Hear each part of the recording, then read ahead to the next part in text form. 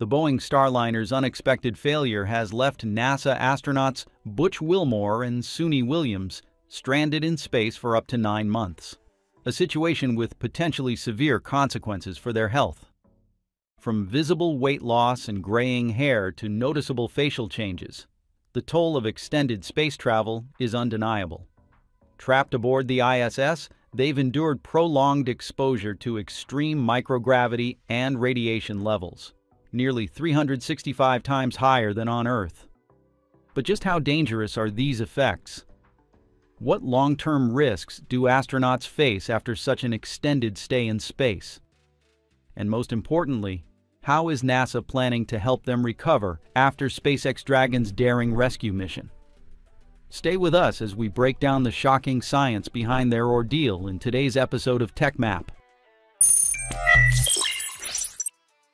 NASA astronauts Barry Butch, Wilmore, and Suni Williams have finally returned to Earth on March 18th after an unexpected 9-month stay in space, far beyond their originally planned 1-week mission. What was supposed to be a routine trip turned into an endurance test due to technical setbacks with the Boeing Starliner, pushing the boundaries of both human resilience and technology. Their safe return aboard SpaceX's Crew Dragon Freedom was a relief, but their condition upon landing immediately raised concerns about the toll of prolonged space travel. While both astronauts waved to onlookers, they needed mobility assistance. Clear signs of muscle weakness and balance issues, likely due to the well-documented effects of long-term microgravity exposure. NASA's senior administrator Joel Montalbano described their landing as beautiful and assured the public they were doing great, though this statement likely referred to the mission's safe completion rather than a full medical assessment. However, sharp-eyed observers noticed something striking. Suni Williams appeared visibly thinner and exhausted, sparking discussions about the physiological effects of her extended time in orbit. Factors such as fluid loss, muscle atrophy, and the sheer mental and physical strain of space travel and re-entry could all play a role in her altered appearance. Another significant change is that Suni's hair color has turned from black to gray, proving that the aging process on her body has been happening at an accelerated rate over the past 9 months. As the world awaits official health reports, social media is already buzzing with speculation. Some users pointed out noticeable changes in Suni Williams' facial structure, particularly around her chin, with online discussions debating whether it looked extended or even deformed. Could this be a temporary effect of space adaptation, or does it hint at deeper, long-term physiological changes? And is all that really serious? According to experts, the long stay in microgravity and exposure to space radiation have had a significant impact on their health, including physiological changes, risk of bone loss, muscle deterioration, and psychological effects. Pulmonologist Dr. Vinay Gupta highlighted that the absence of gravity means muscles lack the resistance they experience on Earth, leading to muscle atrophy.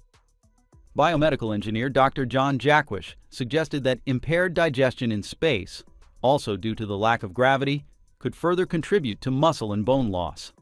Former NASA astronaut Leroy Chiao cautioned that Suni Williams might experience difficulty walking due to the loss of the thick skin on the soles of the feet, a condition sometimes referred to as baby feet. Spending approximately 9 months in the microgravity environment of space is known to induce a range of physiological adaptations in the human body. One of the most significant impacts is on the musculoskeletal system. Without the constant pull of Earth's gravity, the bones in the lower body, including the legs, hips, and spine, experience reduced load bearing.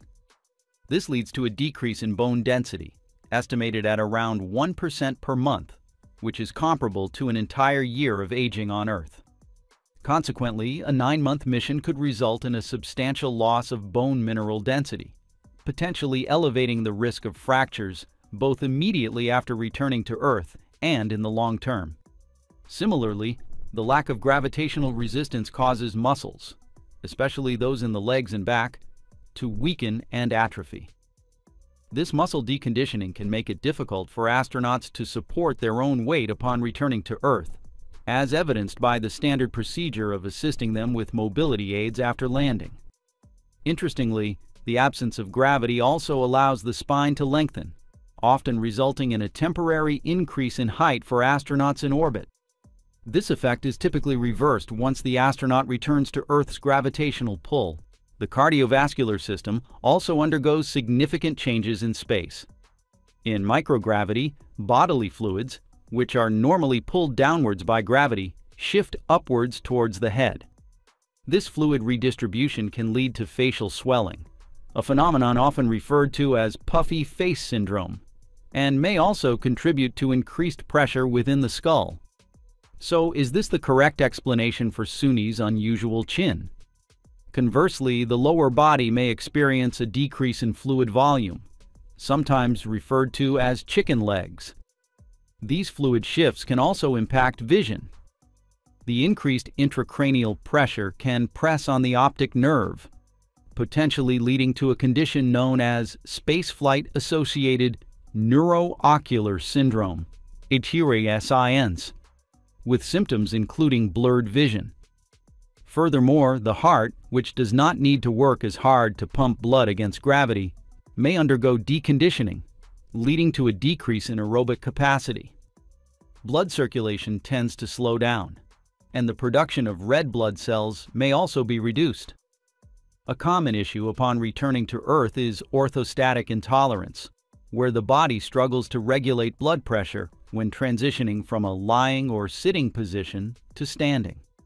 The neurological system is also affected by the space environment. As mentioned, vision can be impaired due to fluid shifts and increased intracranial pressure. The vestibular system, located in the inner ear, which is crucial for maintaining balance and spatial orientation, is also impacted by microgravity. This can lead to issues with balance and coordination, disorientation, and space motion sickness. Even after Suni and Butch returned home and were finally able to breathe Earth's air, they still wouldn't feel comfortable. They will feel heavy, as their vestibular system will still be recovering, throwing off their balance. They will often experience the sensation of spinning, and moving their head too quickly will be disorienting and painful.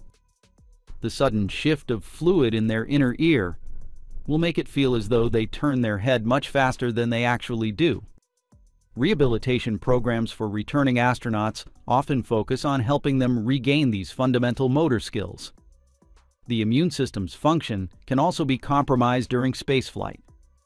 Additionally, exposure to space radiation poses a significant health risk, potentially increasing the likelihood of cancer and other long-term health issues.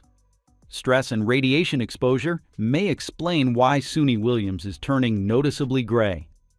Beyond these major systems, astronauts may experience weight loss due to fluid loss and changes in appetite, and their skin can become more fragile and heal at a slower rate. This may be due to a lack of essential vitamins due to limited fresh food in space. Frank Rubio, who holds the record for the longest single spaceflight by a NASA astronaut, spending 371 days in space, emphasized the strong craving for fresh food, particularly salads, upon his return. Research has also indicated that even gene expression within the body can be altered during prolonged space missions. For example, Scott Kelly famously spent 340 days in space and experienced temporary changes in gene expression, with approximately 7% of his genes showing altered activity even 6 months after his return. He is part of the twin study, which provided a unique opportunity to compare his physiological changes with those of his identical twin brother, Mark, who remained on Earth. Upon their return to Earth, astronauts like Butch Wilmore and Suni Williams undergo a rigorous series of medical evaluations at NASA's Johnson Space Center. These post-flight assessments are designed to analyze the full impact of long-duration space missions on the human body.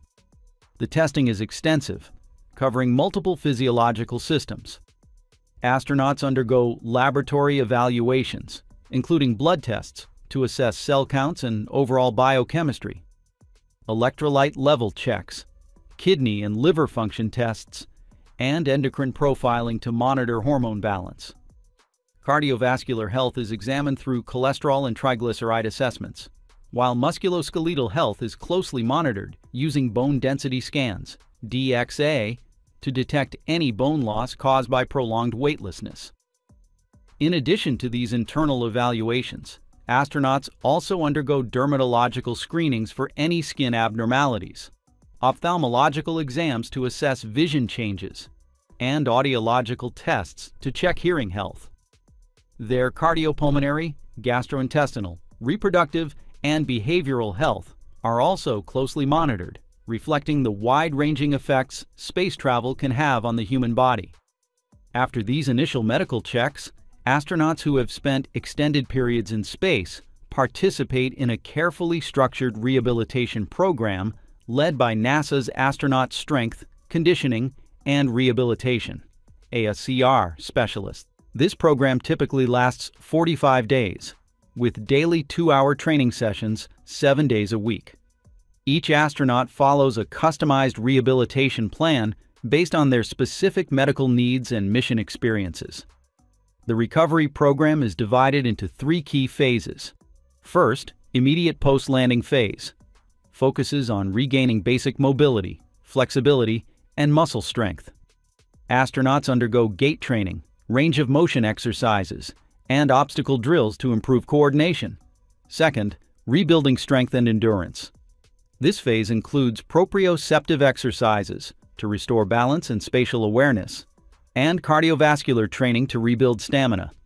Third, functional performance recovery, the final and most intensive stage, where astronauts perform high-intensity exercises, simulating real-world movements to regain peak physical condition. A crucial part of this phase is neurovestibular rehabilitation, which helps counter dizziness and balance issues caused by microgravity's effects on the inner ear. But NASA's care for its astronauts doesn't end there. Long-term health monitoring continues throughout their careers, with annual checkups designed to detect and manage any potential long-term effects of space travel. At this point, we can take comfort in knowing that Butch and Suni are receiving top-tier medical care. Hopefully, they'll make a full recovery soon. Let's keep them in our thoughts. Drop your best wishes for them in the comments below. That mission, called Crew Flight Test, CFT, launched on June 5th, sending NASA astronauts Butch Wilmore and Suni Williams to the International Space Station, ISS, for a roughly 10-day stay. Starliner made it to the orbiting lab safely, but it experienced propulsion system helium leaks and thruster failures along the way, and NASA extended CFT repeatedly to study the issues. Finally, on August 24th, the agency decided to bring Starliner home uncrewed, which occurred without incident on September 6th in the New Mexico desert. Williams and Wilmore were reassigned to a long-duration ISS mission, which wrapped up March 18th with the splashdown of SpaceX's Crew Dragon capsule, Freedom. NASA astronauts Suni Williams and Butch Wilmore have been stuck on the International Space Station, ISS, since June 2024, after Boeing's Starliner spacecraft experienced the technical problems that prevented them from returning as planned. The crew flight test mission was originally scheduled to last just 8 days and serve as the final manned test flight before Boeing could begin regular crew rotations to the ISS under NASA's Commercial Crew Program.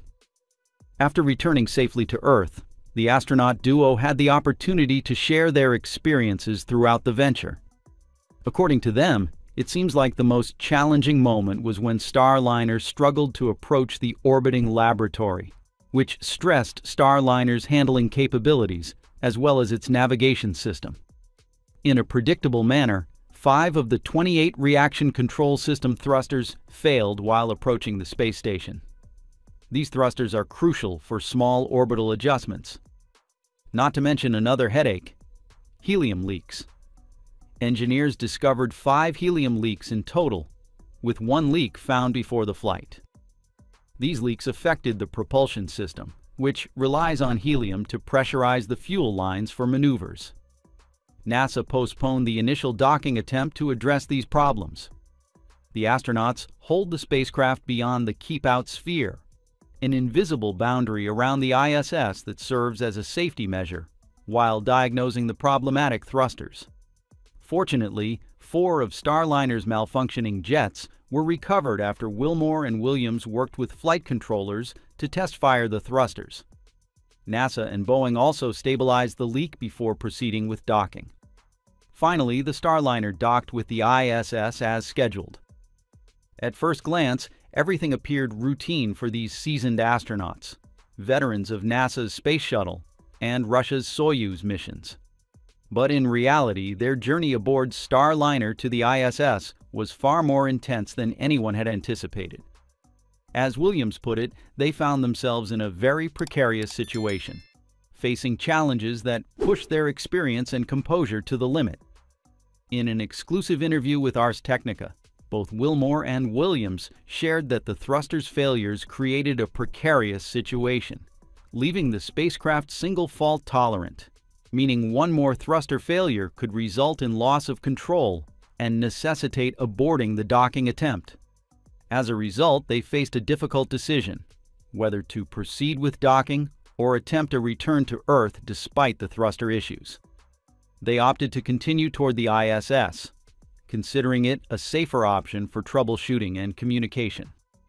Adding to the mental challenge, the cold night in outer space is also something haunting, as there are just 2 people inside the spacecraft, so there is less body heat compared to 4 people. Wilmore estimated that it was about 50 degrees Fahrenheit in the cabin. Suni said, "The night that we spent there in the spacecraft, it was a little chilly. We had traded off some of our clothes to bring up some equipment up to the space station. So I had this small t-shirt thing, long-sleeve t-shirt, and I was like, oh my gosh, I'm cold." Butch is like, "I'm cold too." So we ended up actually putting our boots on, and then I put my spacesuit on. And then he's like, "Maybe I want mine too." So we both actually got in our spacesuits. It might just be because there were 2 people in there. Butch added, "It was definitely low 50s, if not cooler." When you're hustling and bustling and doing things, all the tests we were doing after launch, we didn't notice it until we slowed down. We purposely didn't take sleeping bags. I was just going to bungee myself to the bulkhead.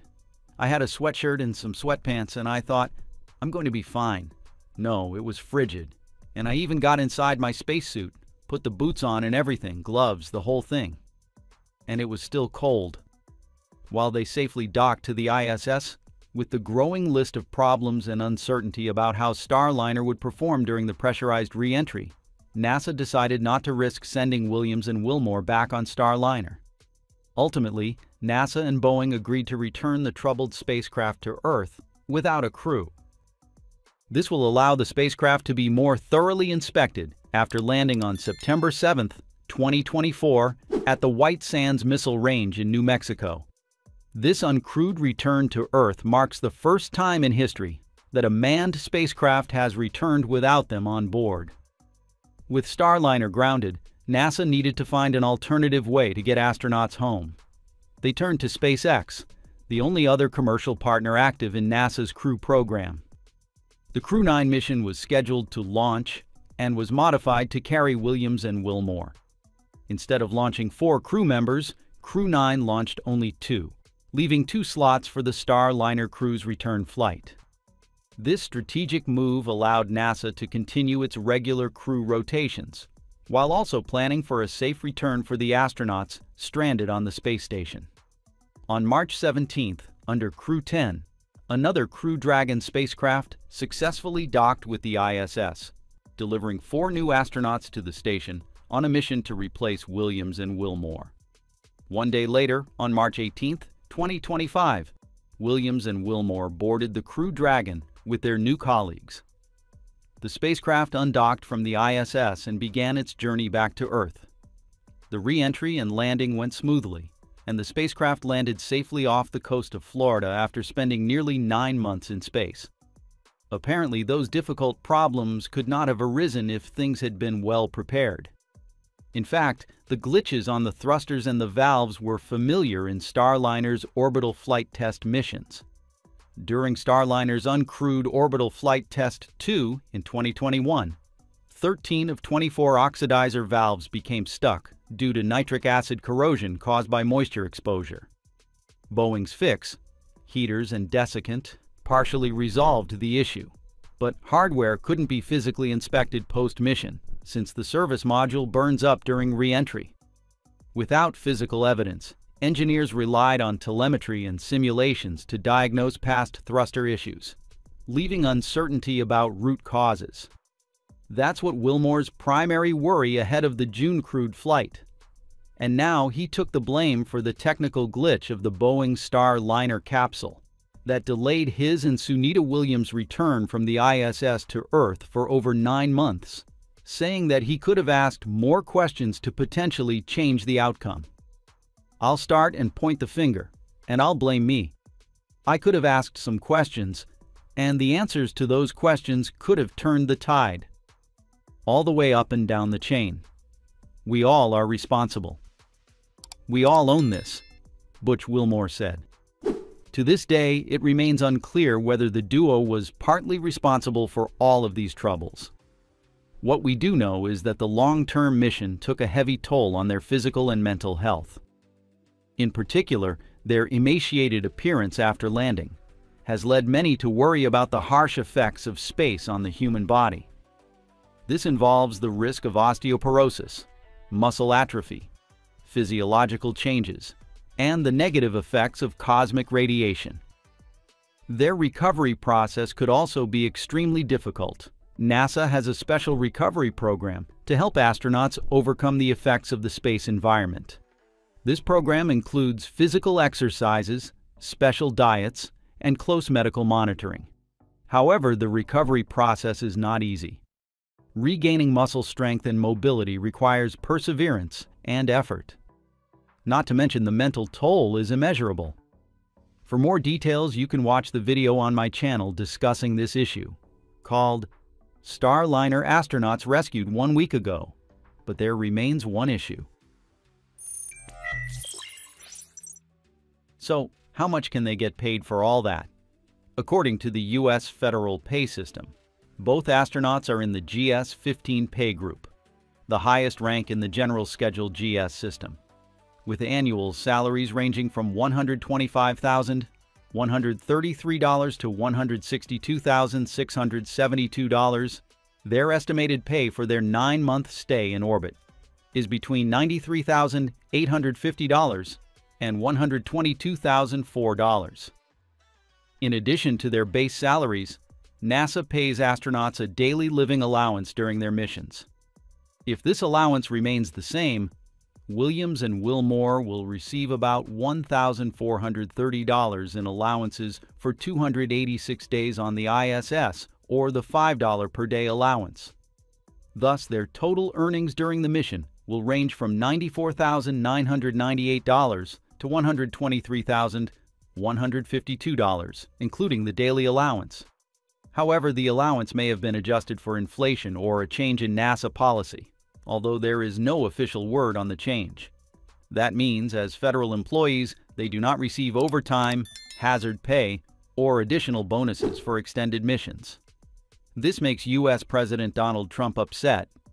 Well, nobody's ever mentioned this to me. If I have to, I'll pay it out of my own pocket, okay? I'll get it for you. Mr. President, I'll follow up on the political science. I like that. Mr. President, I'll pay it right out of my... Is that all? That's not a lot. For what they had to go through. And I want to thank Elon Musk, by the way, because think if we don't have him. So how about you? What do you think about this allowance? Let me know in the comments. Slightly larger than the Apollo Command Module or SpaceX Dragon, but smaller than the Orion capsule.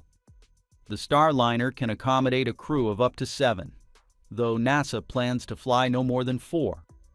It can remain docked to the ISS for up to 7 months, and is launched on an Atlas 5N-22 rocket from Cape Canaveral Space Launch Complex, 41 in Florida.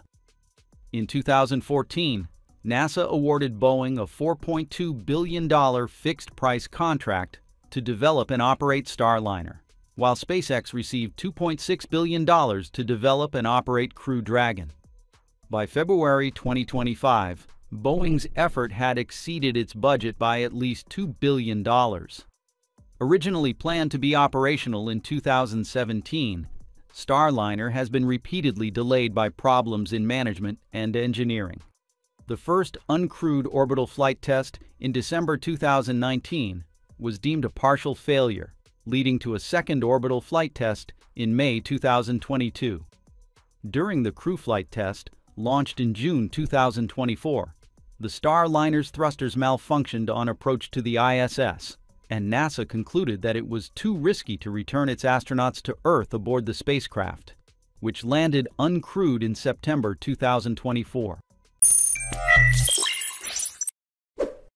On March 31, 2025, at 9:46 p.m. Eastern Daylight Time, SpaceX achieved a groundbreaking milestone by launching the first ever human spaceflight to orbit Earth over its poles. The private Fram-2 mission soared into the night sky aboard a Falcon 9 rocket from Launch Complex 39A at NASA's Kennedy Space Center in Florida. At its heart was the Crew Dragon capsule Resilience, carrying 4 intrepid spaceflight rookies on an unprecedented polar orbit adventure. Leading this historic mission is Chun Wang of Malta, joined by Norwegian vehicle commander Jannicke Mikkelsen, German pilot Rabea Roge, and Australian medical officer and mission specialist Eric Phillips. Their journey began with a flawless ascent. Just 2.5 minutes after liftoff, the Falcon 9's first stage booster shut down, separated, and executed a controlled descent, landing smoothly on SpaceX's drone ship. Just read the instructions. In the Atlantic Ocean about 5.5 minutes later. Meanwhile, the rocket's second stage continued its climb, ultimately releasing Resilience into low Earth orbit roughly 10 minutes after launch. Now the crew is embarking on a breathtaking 3 to 5 day voyage over Earth's most remote landscapes, offering humanity a never-before-seen view of the poles. In advance, Dragon sent back first views of Earth's polar regions, which Elon Musk reposted and tweeted. This is the first time humans have been in orbit around the poles of Earth. During their first day on orbit, the Framonauts got to work on their research activities, including a study on how human cognition adapts to the spaceflight environment within the first few hours of reaching space, SpaceX tweeted. Amateur ham radio enthusiasts in Berlin and across Europe communicated with ARP Raga as part of Fram-2 ham. The crew also completed the first initial Starlink tests on orbit. Fram-2 draws inspiration from the legendary Norwegian exploration vessel Fram, which braved the Arctic and Antarctic in the late 19th and early 20th centuries. True to its namesake, the mission embraces the spirit of discovery, carrying 22 scientific experiments that will push the boundaries of human knowledge. Among these are the first attempt to cultivate mushrooms in space, and an innovative machine designed to capture the first ever on-orbit X-rays of the human body. Other studies will examine how microgravity affects the human musculoskeletal system during prolonged spaceflight. With Fram-2, a new era of exploration is unfolding, one that bridges the past and future, charting humanity's course toward uncharted frontiers. As the launch opportunity approached, both SpaceX and the crew meticulously prepared for every scenario, particularly those involving challenging weather conditions. The 45th Weather Squadron initially forecasted a 60% chance of favorable weather at the start of the launch window, improving to 75% by its close. However, meteorologists cautioned that an approaching storm front near the Space Coast could bring storms early in the window. Kiko Donchev, SpaceX's vice president of launch, acknowledged the complexities of the weather forecast, drawing parallels to challenges faced during last year's Polaris Dawn mission. This mission is a little more challenging than even a normal crew mission when it comes to launch availability, Donchev explained. Because this is a free flyer and we are not going to the space station, we not only have to worry about weather at the launch site, weather on the ascent track, but we also have to go ahead and predict weather in the recovery zone. Fortunately, everything has gone smoothly. And now let's dive into the highlights of this launch. Fram-2 marks the 67th orbital launch attempt globally in 2025 and SpaceX's 37th mission of the year. The Falcon 9 rocket supporting this mission, tail number B1085, launched for the 6th time. Previously, B1085 facilitated the launches of Blue Ghost Mission 1, Hakuto RM2, GPS 3-7, Starlink Group 6-77, NASA Crew 9, and Starlink Group 10-5. Notably, this is the second time this booster has carried a crew into orbit, following its role in launching Crew 9 to the International Space Station in September 2024. Fram-2 also marks a milestone as the first astronaut mission flown on a booster with 5 prior flights. SpaceX is flying the crew aboard the Crew Dragon C-207 resilient spacecraft. As is the tradition with Crew Dragon vehicles, the name Resilience was chosen by its first crew, Crew 1, to symbolize perseverance in the face of adversity. Since then, SpaceX has pushed this spacecraft to its limits, using it for all civilian missions such as Inspiration 4, Polaris Dawn, and now Fram-2. The Inspiration 4 mission in 2021 was a groundbreaking moment as the first all-civilian orbital mission and the first free flyer since NASA's Apollo program. It paved the way for future private spaceflights like Polaris Dawn, which launched on September 10, 2024. This mission took its crew to a record-setting 1,400 kilometers, 870 miles from Earth, the farthest any humans have traveled since Apollo. After landing on September 10, 2024, Resilience underwent a 197-day turnaround before its next adventure with Fram-2. Following Crew 1's return from the ISS in 2020, SpaceX repurposed Resilience for private missions, beginning with modifications for Inspiration 4. Its docking port was replaced with a domed glass cupola to provide panoramic views of space.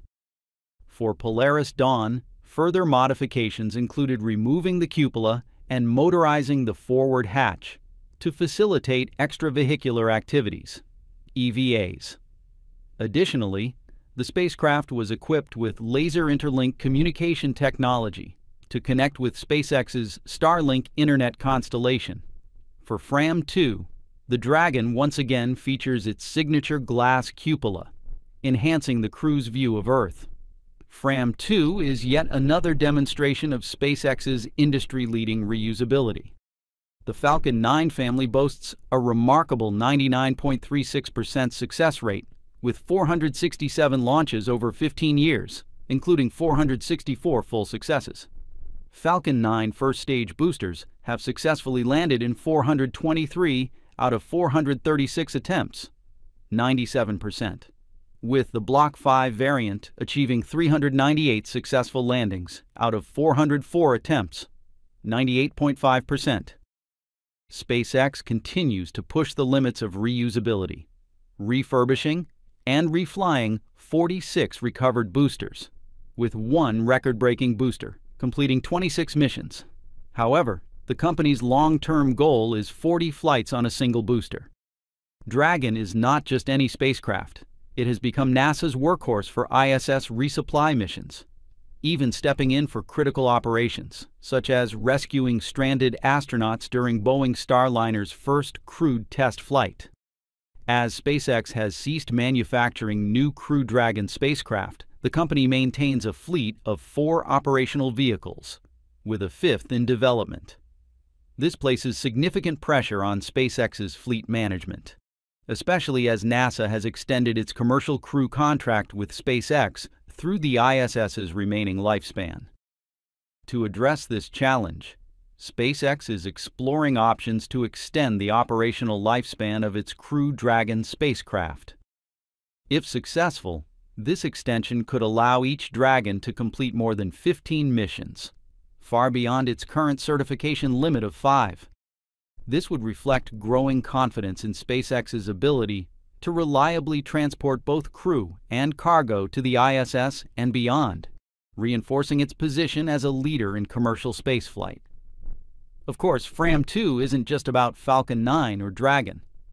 The 4 astronauts aboard this mission will spend 3.5 to 5 days in space, traveling in a polar orbit at a 90-degree inclination. Interestingly, the closest astronauts have ever come to flying in a true polar orbit, 90-degree inclination, were the original Soviet Vostok and Voskhod cosmonauts, including Yuri Gagarin, in the early 1960s, and they only flew to around 65 degrees. John Edwards, SpaceX's vice president of Falcon and Dragon, wrote on X. The Space Shuttle did a single mission to 62 degrees in 1990. Now, in the spirit of exploration, Fram 2 will take yet another bold step for humankind. Janneke Mikkelsen, an award-winning cinematographer, is responsible for capturing the experience through an array of cameras throughout the flight. For her, this mission is a landmark moment in human spaceflight. My first and immediate thought is, we are leaving planet Earth. We are embarking on an epic expedition to be the first humans in a polar orbit, the last frontier of human exploration in low Earth orbit, she said. We are the new generation of astronauts. Okay, now it's time to meet the Fram 2 crew. A cryptocurrency entrepreneur, a cinematographer, a robotics engineer, and an Arctic explorer. Chun Wang, a 42-year-old entrepreneur and adventurer, chartered a free-flyer mission with SpaceX aboard the Dragon Resilience spacecraft. Following 8 months of training, he, along with Janneke Mikkelsen, a 38-year-old cinematographer and director, Rabea Roga, a 29-year-old Arctic robotics researcher, and Eric Phillips, a 62-year-old polar explorer, are undertaking a multi-day mission, dubbed Fram 2. Wang said he took inspiration from previous space flights that named their spacecraft and missions after historic vessels. Sitting in the seat reserved for a commander of a Dragon spacecraft is Janneke Mikkelsen. The 38-year-old is an award-winning cinematographer and film director who was hailed by the European Commission as an innovator in next-gen film production. She was also called a monument in virtual reality filmmaking by the lead guitarist of Queen Brian May, who is also an astrophysicist.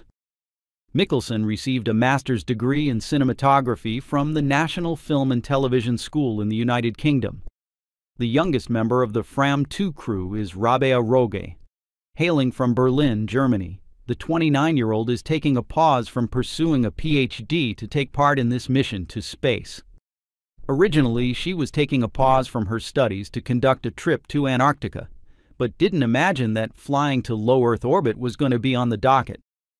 The 4th member of the Fram 2 mission is 62-year-old Australian polar explorer Eric Phillips. On his personal website, he describes himself as a polar adventurer, which he said goes back to his time as a kid when his parents started taking him and his 5 siblings to southern Australia. Phillips is the founder and director of the company Ice Trek Expeditions and Equipment, and has more than 30 years of experience in polar environments. He focuses on Svalbard, Norway, because it is a snapshot of everything polar, including extreme cold, ice and snow, frozen mountains and fjords, glaciers, polar bears, and the aurora. As you likely remember, after the Space Shuttle was retired in 2011, NASA had no choice but to rely on Russia's Soyuz spacecraft to ferry astronauts to the International Space Station.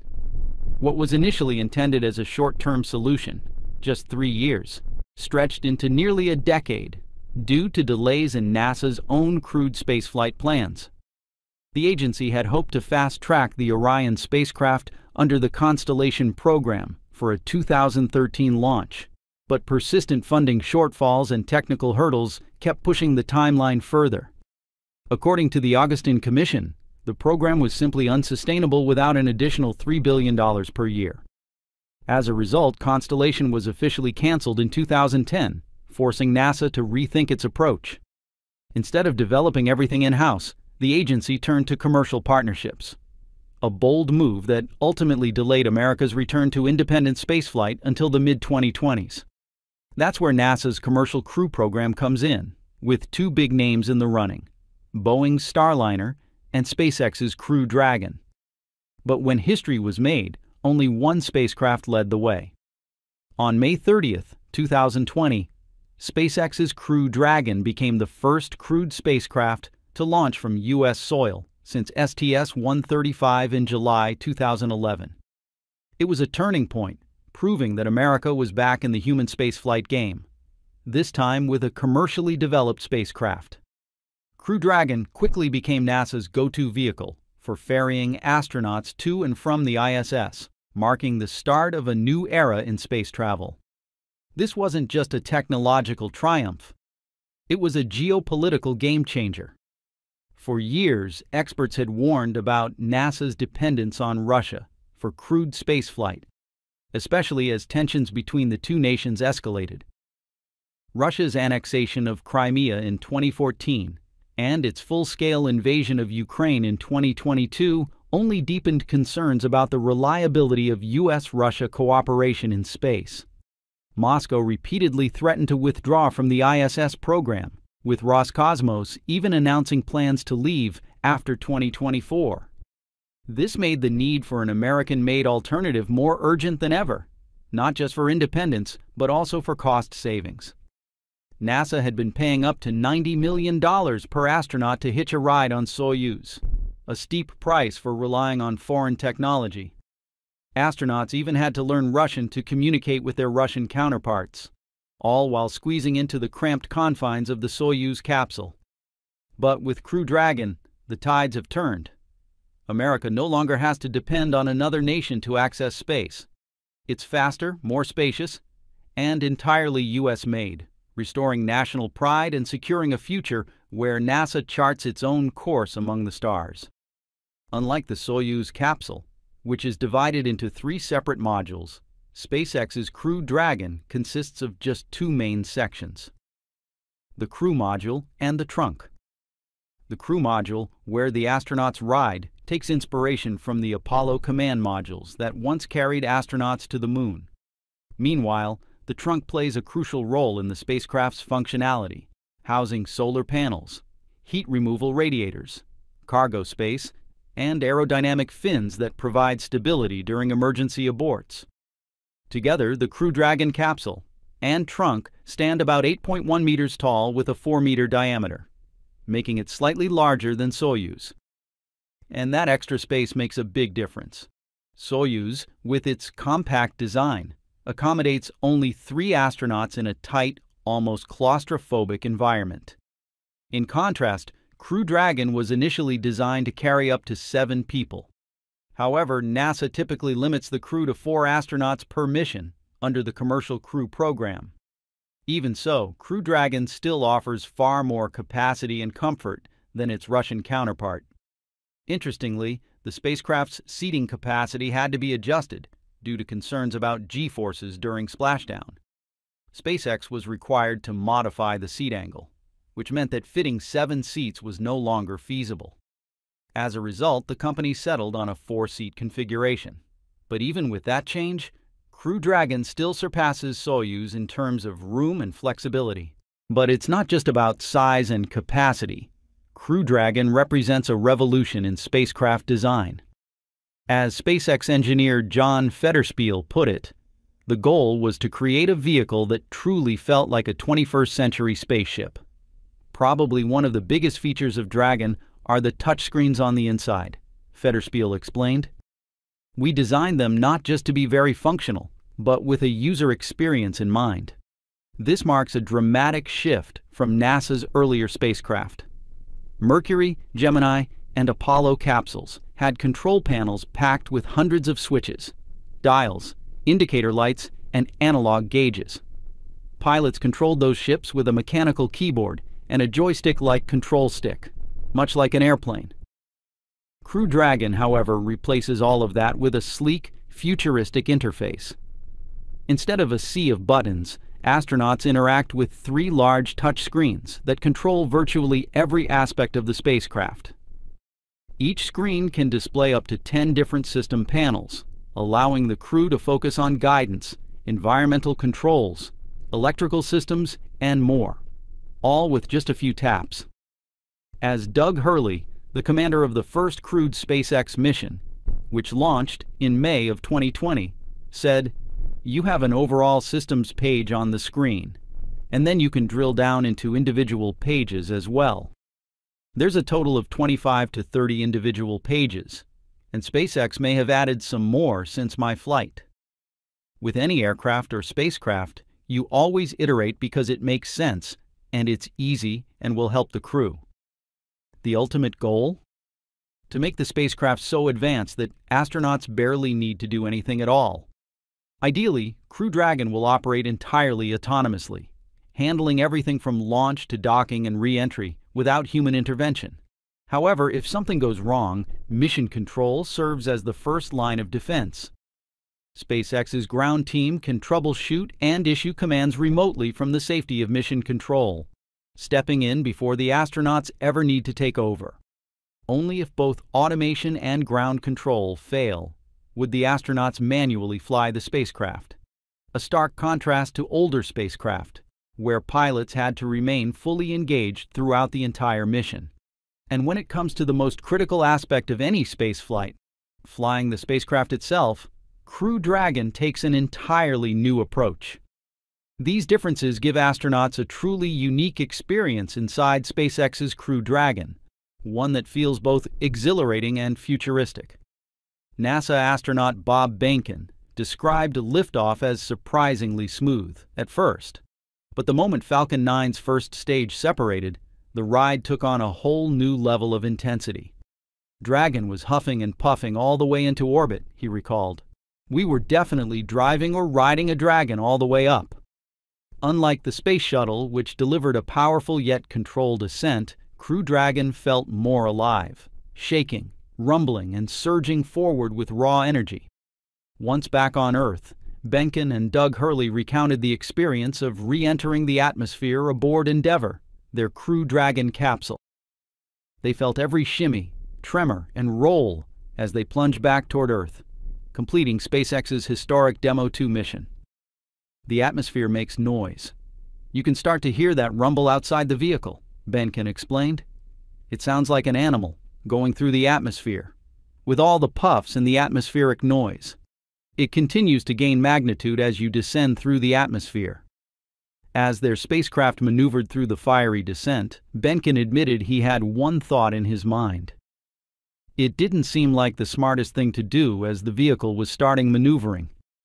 At that point, we were trying to make sure we were good and strapped in. It wasn't just American astronauts who marveled at Dragon's capabilities. Soichi Noguchi, a veteran Japanese astronaut, was one of the first to experience the spacecraft on NASA's inaugural Crew 1 mission. The Dragon is the best. I feel Dragon is really ready to go up. It's really fun to ride, and 2 days in, Dragon is really remarkable memories. While Crew Dragon offers a spacious, smooth, and modern ride, Soyuz presents a completely different experience, one that some astronauts liken to survival training rather than space travel. NASA astronaut Doug Wheelock, who has flown both the Space Shuttle Discovery and Soyuz, didn't hold back when describing his experience inside the Russian capsule. It's incredibly bumpy and hot and cramped. It's kind of like going over Niagara Falls in a barrel, but the barrel is on fire. During re-entry, the challenges intensify. Astronauts endure intense G-forces, extreme heat, and the unnerving sight of their spacecraft burning up outside their windows. You have a lot of G-forces pushing you down. You're watching parts of your spaceship burn up outside of your window. It's a little alarming visually, Wheelock said. And then, of course, the heat shield on the Soyuz is ablative. It melts off and chunks roll off as you're coming through the atmosphere. So, consequently, it gets thinner and thinner. The tight confines of Soyuz aren't just uncomfortable. They're designed to protect astronauts from serious injuries during landing. The spacecraft's touchdown on the steppes of Kazakhstan can be extremely rough, sometimes resulting in multiple bounces before settling. They train you to keep your hands and arms inside of your body enclosure to make sure you don't break anything, he added. You get as small as you can. When you hit, some people stick the landing. We bounced. We hit again and rolled over. It depends on the winds and things like that. NASA astronaut Don Pettit described the necessity of Soyuz's tight interior, explaining that while it may feel like a medieval torture chamber, it actually plays a critical role in astronaut safety. This may seem more like a medieval torture chamber than a rocket cockpit, but the tight enclosure is essential to protect your body from flailing around during the hard landings on the steppes of Kazakhstan. But it's not just external injuries that astronauts must worry about. The intense G-forces can wreak havoc internally, causing serious medical risks. The danger comes from more than just flailing appendages. Internal organs can move around, with undesirable results. High G-shocks can cause the heart to break loose from its mounts, rupturing the attached plumbing. The liver can slide down to where the kidneys used to be. Being tightly strapped into a form-fitting wash tub helps keep all your internal organs in place. In comparison, Crew Dragon's smooth automated landing, spacious cabin, and advanced safety features offer a stark contrast to the high-risk, high-stress environment of Soyuz. Additionally, the cost per seat aboard Dragon is very attractive, just $55 million, compared to $90 million that NASA paid for Russia in 2020. After 3 weeks of intense inspections, NASA has made a tough call, grounding the Cygnus spacecraft, built by Northrop Grumman, due to unexpected damage. This major setback throws a wrench into upcoming ISS resupply missions and could have ripple effects on future launches. So, what went wrong? Back on March 5th, NASA revealed that the shipping container meant to protect Cygnus sustained damage while en route to Cape Canaveral. At first, they weren't sure if the spacecraft itself had been affected, but after days of assessment, the results were clear. The pressurized cargo module was too damaged to fly. This means mission NG-22 is officially sidelined. And now NASA and Northrop Grumman are scrambling to determine whether the damaged cargo module can be salvaged for a future flight, NG-23, which won't launch before this fall. But here's where it gets even more frustrating. Under NASA's Commercial Resupply Services contract, Northrop Grumman's Cygnus spacecraft is one of 2 Western spacecraft currently capable of delivering food, water, experiments, and other supplies to the ISS. The other one is SpaceX's Cargo Dragon spacecraft. The issues with Cygnus have led NASA to revise the manifest of an upcoming Cargo Dragon mission, the 32nd SpaceX Cargo Dragon mission, aka SPX-32, due to launch in April. The agency says it will add more consumable supplies and food to help ensure sufficient reserves of supplies aboard the station, to the Dragon vehicle. That means some scene experiments from SPX-32 will be offloaded. While NASA hasn't disclosed the exact amount of science being removed from SPX-32, we can draw comparisons with recent missions. SPX-31 lifted off in November. 2024 carried approximately 1 ton each of crew supplies and science equipment. March 2024 mission had a higher proportion of science payload compared to supplies. The current shift in cargo composition for SPX-32 is highly likely to make a significant change in the balance between supplies and scientific experiments. It is clearly not good for NASA's overall NASA plans. In theory, NASA could explore an alternative solution, using Boeing Starliner to ferry the missing scientific supplies. After all, Steve Steek, manager of NASA's Commercial Crew Program, hinted at the possibility of another Starliner test flight, with or without astronauts, before the spacecraft officially enters crew rotation missions. But here's the catch. It's just too risky. Boeing's Starliner has been plagued with technical issues, including reaction control thruster failures and helium leaks, which surfaced during its last crewed test flight in 2020, June 2024. These problems have already delayed its certification, and NASA, prioritizing safety, made the crucial decision to bring it back uncrewed from its previous mission. As of now, these critical issues remain unresolved. While NASA and Boeing are actively working on modifications, they're not taking any chances. The next flight will be a test mission to validate all fixes before the spacecraft can be trusted for regular operations. So, while Starliner is an important part of NASA's future, it's not an immediate fix for cargo resupply. With delays stacking up and technical hurdles still in play, relying on Starliner for an urgent mission would be like betting on an unfinished spaceship. Far from ideal when the stakes involve delivering essential supplies to astronauts aboard the ISS. If Boeing's Starliner isn't up to the task, then the space community is eyeing another contender, Sierra Space's Dream Chaser.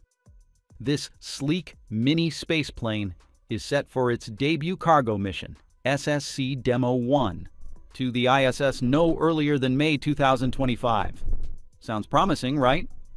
Well, not so fast. While Dream Chaser tenacity has made impressive strides toward its first launch, it's not fully cleared for takeoff just yet. The spacecraft has already passed vibration and acoustics tests at NASA's Neil Armstrong Test Facility, but several critical hurdles remain. It will undergo day-in-the-life testing, which simulates an entire mission sequence to identify any last-minute issues. The final two tests involve the tow and taxi tests, ensuring the spacecraft's landing gear and ground operations work as expected, and the hot-fire propulsion test, a crucial step to verify that the spacecraft's engines are flight-ready. Until these final milestones are completed, Dream Chaser's May 2025 launch date remains tentative. If any problem arises, further delay is unavoidable. But there's another big complication: the rocket that will carry tenacity into orbit, the Vulcan Centaur, after being certified by the U.S. Space Force, will prioritize national security missions as usual.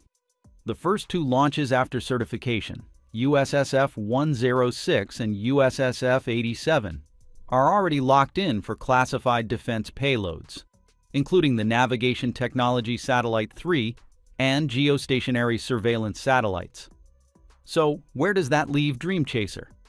Well, ULA CEO Tory Bruno has reassured Sierra Space that there's still room in the 2025 launch manifest. However, the timing of Dream Chaser's flight will depend on multiple factors, including Sierra Space's final preparations, scheduling conflicts, and how much flexibility ULA has after fulfilling national security obligations. Bottom line, while Dream Chaser could be NASA's answer to the cargo crisis, it's not guaranteed to be ready in time. The mission's success hinges on two major uncertainties: Sierra Space's final testing phase and ULA's launch schedule. With Cygnus sidelined, Boeing's Starliner facing scandals, and Dream Chaser still not fully ready, NASA's carefully built redundant supply chain for the ISS has collapsed into a single point of failure, SpaceX's Dragon. For years, NASA worked to diversify its commercial resupply missions, ensuring multiple options to send cargo and crew to the space station. But now, the agency finds itself almost entirely dependent on SpaceX's Falcon 9 and Dragon spacecraft for both crew rotations and critical supply deliveries. And it's not just Dragon. Even Cygnus, built by Northrop Grumman, is now launching on Falcon 9, a necessity after the retirement of its previous ride, the Antares 230+. Northrop Grumman is working on a new rocket, the Antares 330. But here's the catch: it's still in development and won't be ready until late 2025 at the earliest. That means for the foreseeable future, SpaceX's vehicles are the only game in town. For over 15 years, SpaceX's Dragon spacecraft has been the backbone of NASA's commercial resupply efforts, delivering cargo, transporting astronauts, and setting historic milestones along the way. Between 2010 and 2020, the first-generation Dragon 1, successfully completed 23 missions to the International Space Station. It wasn't just another cargo vehicle. It was a trailblazer. First commercially built spacecraft recovered from orbit. It was also the first private spacecraft to successfully dock with the ISS. By October 2012, Dragon became a regular player in NASA's Commercial Resupply Services program, working alongside Northrop Grumman's Cygnus. So far, the vehicle is upgraded to the second uncrewed version and is still dedicated to cargo resupply missions to the ISS. Both serve the same mission, but their design, capabilities, and long-term viability are vastly different. So, which one comes out on top? Let's compare. Clearly, reusability is always Dragon's biggest advantage, as each spacecraft can be flown up to 15 times with minimal refurbishment. Meanwhile, Cygnus is expendable. Each spacecraft is used once and burns up on re-entry. This difference could result in a significant gap in terms of cost, since SpaceX's reusability cuts costs dramatically and enables more frequent launches. In contrast, Cygnus is a one-and-done vehicle, requiring a new spacecraft for each mission. Reusability also brings SpaceX's spacecraft the ability to return cargo safely to Earth, lands in the ocean, and is retrieved with scientific experiments and hardware. Of course, for Cygnus, it just burns up on re-entry. Nothing is recovered. During docking to the ISS, Dragon uses a much more advanced technology, namely autonomous docking. It flies itself to the ISS and connects without human intervention. This offers significant advantages over the manual berthing process used for Cygnus spacecraft, with the Canadarm2 robotic arm. Automation eliminates the need for astronauts to actively grapple or manually attach the spacecraft, saving time and effort. More importantly, SpaceX can further apply the process for the much bigger vehicle, Starship HLS for example, to dock with orbiting propellant depots for in-orbit refueling, a crucial step for missions beyond Earth's orbit, including the Moon. Another advantage of Dragon is its impressive payload capacity to orbit, up to 6,000 kilograms, nearly double that of Cygnus, making it more efficient for large resupply missions. Looking ahead, while Cygnus remained a single-use cargo vehicle, Dragon evolved. Enter Dragon 2, the upgraded version that took SpaceX even further ahead of its competitors. Alongside Cargo Dragon, version 2 stands out by the Crew Dragon, NASA's go-to vehicle for astronaut transportation. This vehicle attaches to the historic moments, including March 2019, first uncrewed test flight, Demo 1, May 2020, first crewed test flight, Demo 2. Proving SpaceX could safely transport astronauts today, Crew Dragon has become one of NASA's primary astronaut transport vehicles, while Cargo Dragon remains a critical supplier for the ISS. With Cygnus showcasing its limitations, Starliner facing issues, and Dream Chaser still in testing, SpaceX's Dragon has become NASA's most reliable asset, delivering astronauts and cargo with unmatched frequency and success. So, how about you? Do you agree with all of the above comparisons? Which spacecraft do you think is better for NASA's future? Let's discuss this in the comments. Dragon's success cannot be attributed to the rocket that launched it, the Falcon 9. Falcon 9 has revolutionized modern spaceflight, becoming NASA's most reliable workhorse for launching astronauts, cargo, satellites, and deep space missions. As the first orbital-class rocket with reusable boosters, it drastically reduced launch costs, with individual flights as low as $67 million compared to traditional expendable rockets. Since the retirement of the Space Shuttle in 2011, Falcon 9 has been NASA's go-to launch system, supporting ISS resupply missions with Cargo Dragon, astronaut transport via Crew Dragon, and critical scientific payloads. It is the most flown and reliable rocket in the world, maintaining an unmatched launch cadence, sometimes multiple times per day. Powered by its highly efficient Merlin engines, Falcon 9 can carry up to 22,800 kilograms to low Earth orbit and has continuously set new records for booster reusability. Unlike competitors like Atlas V or Ariane 6, which remain expendable and costly, Falcon 9's reusability, affordability, and reliability have made it the backbone of NASA's commercial crew and cargo programs.